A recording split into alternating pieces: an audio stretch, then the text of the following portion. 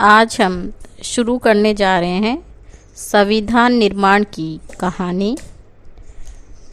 जुलाई 1946 में संविधान सभा के निर्वाचन हुए। कांग्रेस चाहती थी कि संविधान सभा यथाशीघ्र संविधान निर्माण का कार्य प्रारंभ करे। पंडित जवाहरलाल नेहरू ने कांग्रेस की ओर से एक विशेष समिति नियुक्त की, जिसे संविधान सभा के लिए आवश्यक सामग्री जुटानी थी। इस समिति ने संविधान सभा के कार्य संचालन की आवश्यक प्रक्रिया तय की। संविधान सभा का प्रथम अधिवेशन 9 दिसंबर 1946 को संसद भवन के केंद्रीय कक्ष में प्रारंभ हुआ। डॉक्टर सच्चिदानंद सिंह को सर्वसम्मति से अस्थायी अध्यक्ष चुना गया। इसके बाद सदस्यों ने अपनी परिचित पत्र पेश किए तथा रजिस्टर पर हस्ताक्षर किए। 11 दिसंबर 1946 को कांग्रेस के वरिष्ठ नेता डॉक्टर राजेंद्र प्रसाद संविधान सभा के स्थायी अध्यक्ष निर्वाचित हुए। संविधान निर्माण की दिशा में सबसे पहला काम जवाहरलाल नेहरू द्वारा उद्देश्य प्रस्तावित करना है। ये प्रस्ताव 13 दिसंबर 1946 को प्रस्तुत किया गया। प्रस्ताव प्रस्तुत करते हुए पंडित नेहरू ने कहा, मैं आपके सामने जो प्रस्ताव प्रस्तुत कर रहा हूँ उसमें हमारे उद्देश्यों की व्याख्या की गई है, योजनाओं की रूपरेखा दी गई है और बताया गया है कि हम किस रास्ते पर चलने वाले हैं। उद्देश्य प्रस्ताव में भारत को स्वतंत्र प्रभु सत्ता संपन्न गणराज्य घोषित करने की आकांक्षा व्यक्त की गई।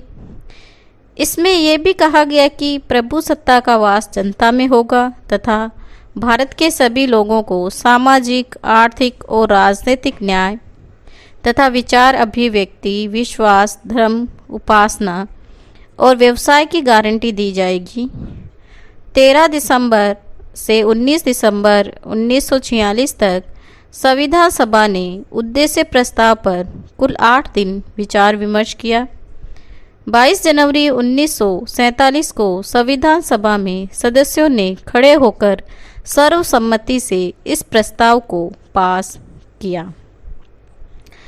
उद्देश्य प्रस्ताव की स्वीकृति के बाद ही संविधान सभा ने संविधान निर्माण की समस्याओं के विभिन्न पहलुओं के संबंध में अनेक समितियां नियुक्त की। प्रमुख समिति थी संघ संविधान समिति, प्रांतीय संविधान समिति, संघ शक्ति समिति, मूल अधिकार, अल्पसंख्यक आदि से संबंधित परामर्श समिति, प्रारूप समिति आदि। देशी रियासतों से बातचीत करने के लिए संविधान सभा ने एक वार्ता समिति पूर्व में ही गठित कर ली थी। संविधान सभा के कार्यकाल की परामर्श शाखा ने 17 मार्च 1947 को संविधान की मुख्य विशेषताओं के संबंध में एक प्रश्न सूची विभिन्न प्रांतीय विधानमंडल तथा केंद्रीय विधानमंडल के सदस्यों के पास भी भेजी, ताकि वे प्रस्तावित संविधान के बारे में अपने विचार व्यक्त कर सके।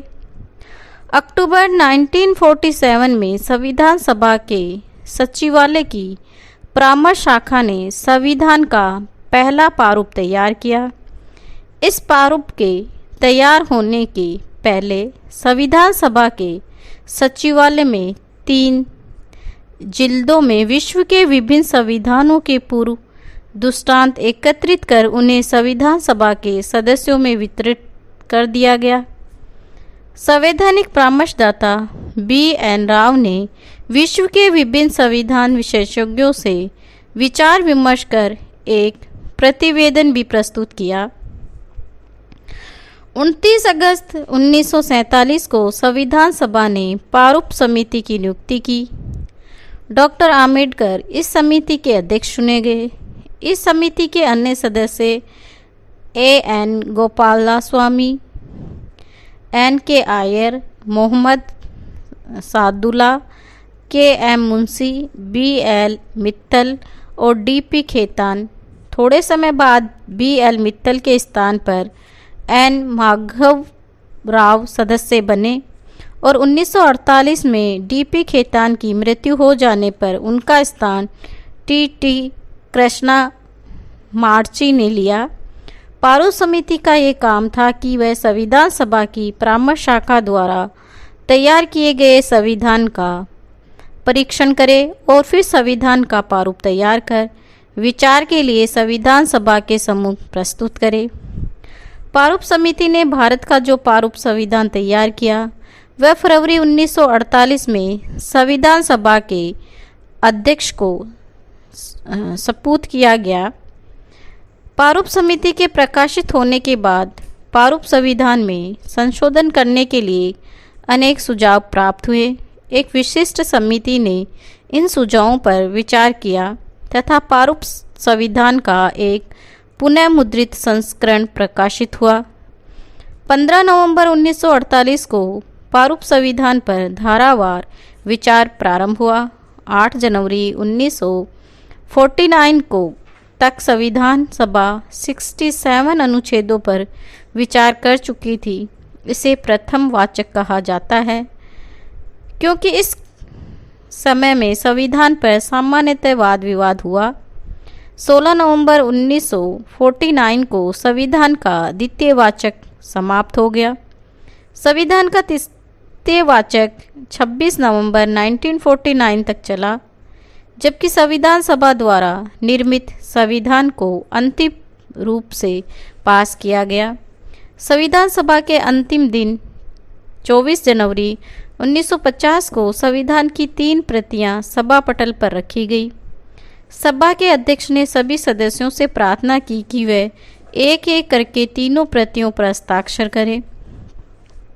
सदस्यों ने संविधान की प्रतियों पर हस्ताक्षर किए और उनके बाद जन गण मन तथा वंदे मातरम के गायन के साथ सभा का संविधान सभा के रूप में समापन हो गया। 26 जनवरी 1950 को उसका भारतीय गणराज्य की संसद के रूप में आविर्भाव हुआ।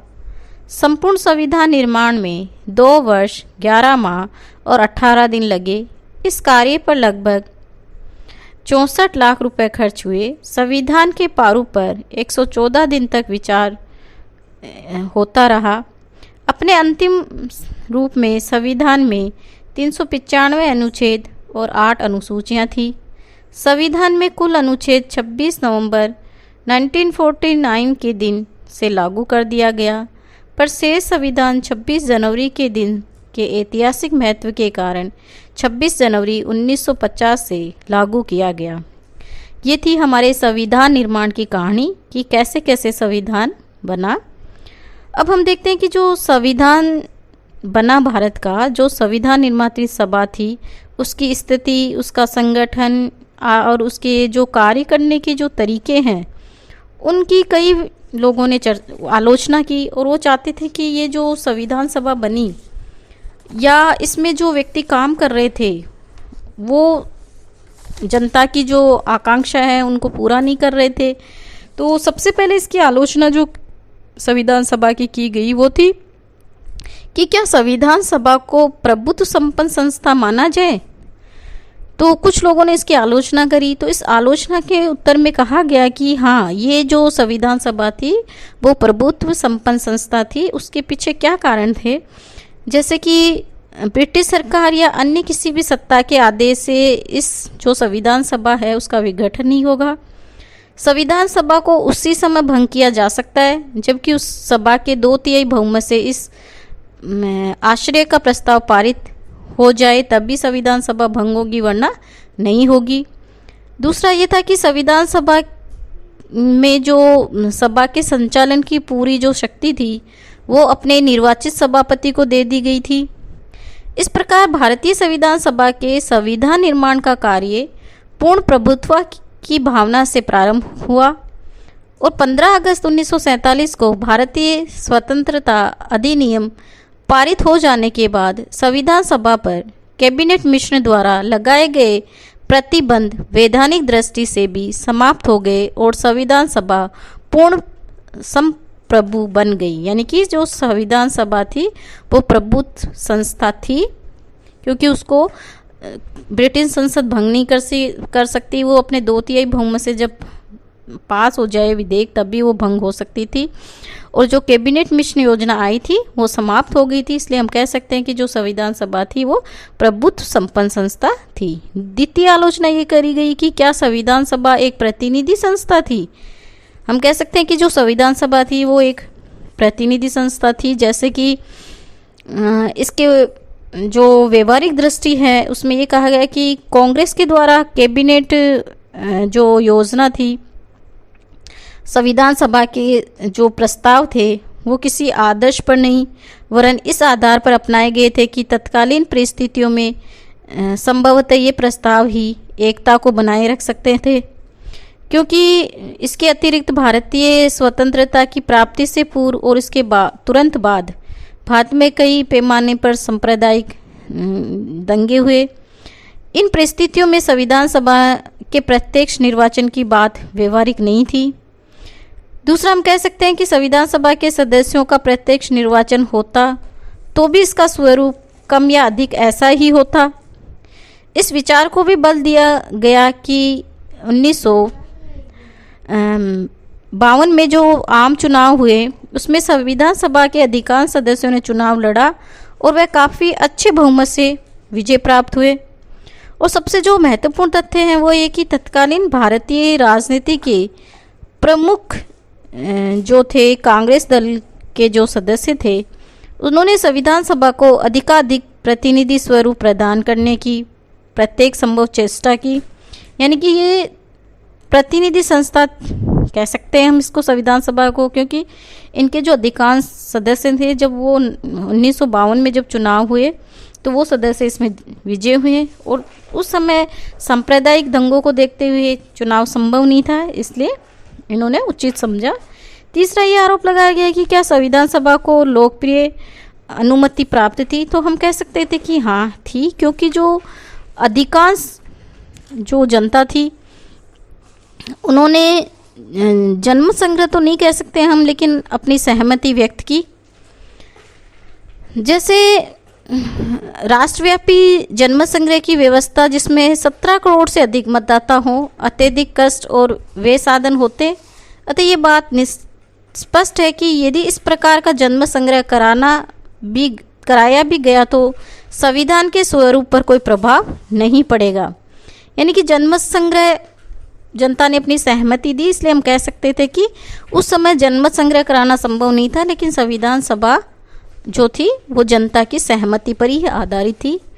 चौथा, ये आलोचना की गई कि क्या संविधान सभा में वकीलों का प्रभुत्व था। तो हम कह सकते थे कि कुछ मात्रा में था, क्योंकि जो इसके अधिकांश सदस्य थे वो विधि के ज्ञाता थे।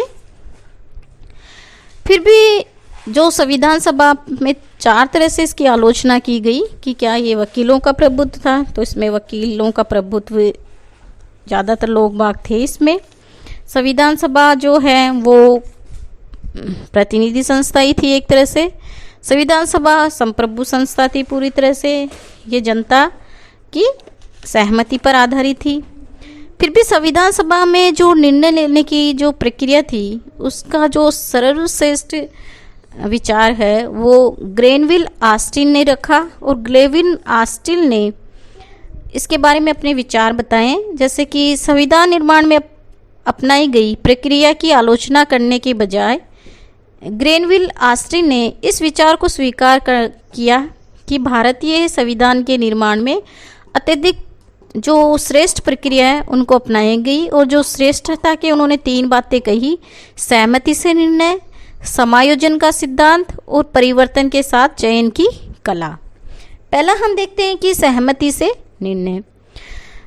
भारत के राष्ट्रीय नेताओं ने इस बात को जान लिया था कि ये महज कोई दस्तावेज नहीं बना रहे हैं, बल्कि एक संविधान का निर्माण कर रहे हैं। इसलिए उनके द्वारा बहुमत से निर्णय को नहीं वरन आम सहमति से निर्णय को अपनाया जाना चाहिए। सहमति के इसी लक्ष्य को प्राप्त करने के लिए विभिन्न तरीके अपनाए गए। जैसे पहला, कांग्रेस विधानमंडल दल की बैठकों में संविधान की प्रत्येक धारा पर खुलकर वाद विवाद होते थे और इन बैठकों में डॉक्टर आम्बेडकर, N.K. अय्यर और जैसे गैर कांग्रेसी प्रतिभाओं को भी आमंत्रित किया जाता था।